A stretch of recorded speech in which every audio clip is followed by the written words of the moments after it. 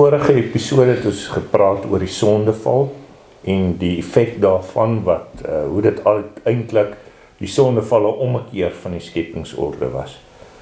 Vandag gaan ons 'n bietjie meer gesels oor die direkte gevolge en die effek van die sondeval op die mens. Die man aan die een kant en die vrou aan die ander kant.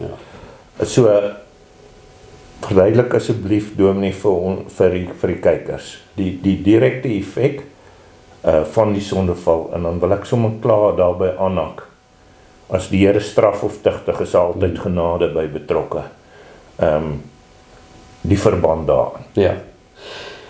Ja, dit is baie belangrik om raak te sien. Ons het gesien hoe die orde omgeruil word en hoe die man eintlik nie sy rol vervul het nie, die vrou eintlik ook nie haar rol vervul het by die sondeval nie.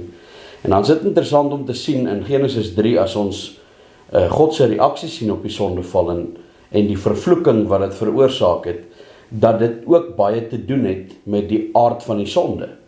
En dat wat eintlik gebeur is dat dit wat die mens gesondig het, word nou sy natuur. Want daar's 'n baie direkte effek op die man en 'n baie direkte effek op die vrou. Natuurlik op die slang ook, en daaroor kan mense ook baie praat, op die vyandskap tussen God en die Satan, wat natuurlik reg deur die Bybel verder uitspeel. Maar baie spesifiek tas die sondeval die vrou aan in haar wese, in haar kern. En van die begin af by die skepingsorde sien ons dat die man die een is in die gesagsposisie, hy is die een wat die opdrag kry in die tuin, en hy is die een wat moet voorsien en beskerm en lei, dis sy rol, dis sy werk. En dis wat vir hom moeilik word, as ons Genesis 3 lees, vers 16 en 17. Vir die man is dit sy voorsieningsrol wat moeilik word, omdat die aarde ook vervloek is, terwille van die man in die sondeval, dat die aarde nou dorings en distels voortbring, dat hy in die sweet van sy aangesig sy brood sal verdien.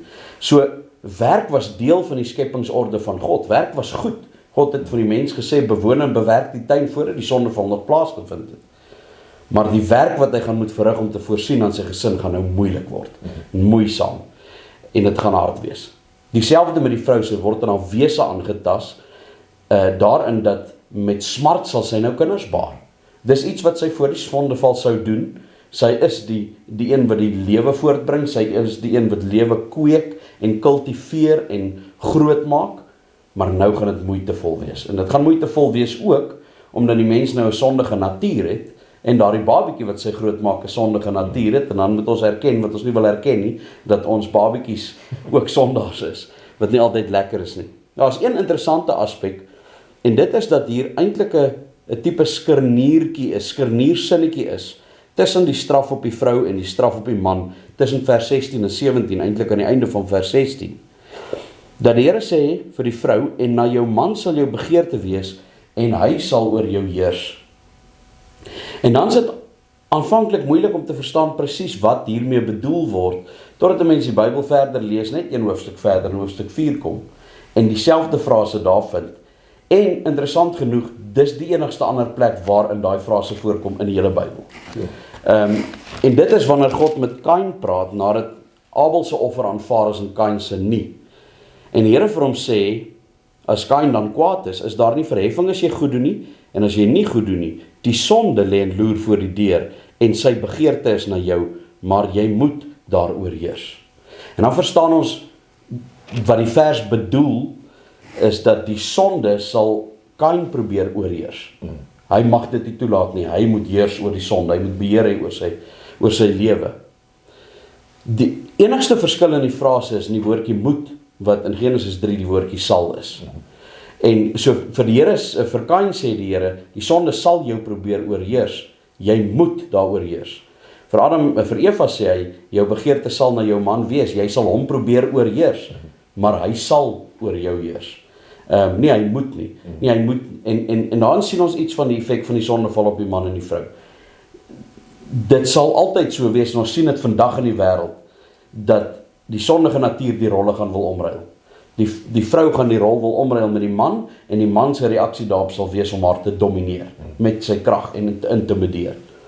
En dis effektief wat ons vandag sien in die wêreld, is dat waar die wêreld sekulêr is, waar die wêreld goddeloos is daar geneig om telkens 'n ommekeer van die orde te wees. Waar die wêreld Christelik is en Bybels is, daar heers al hoe meer nader, nie nooit in 'n sondige gevalle wêreld wat dit moet wees nie, maar daar neig dit al hoe meer na die orde wat God ingestel het. Die genade aspek is baie belangrik. God is 'n regverdige God en dit beteken geen sonde bly ongestraf nie. Maar God is ook 'n genadige God.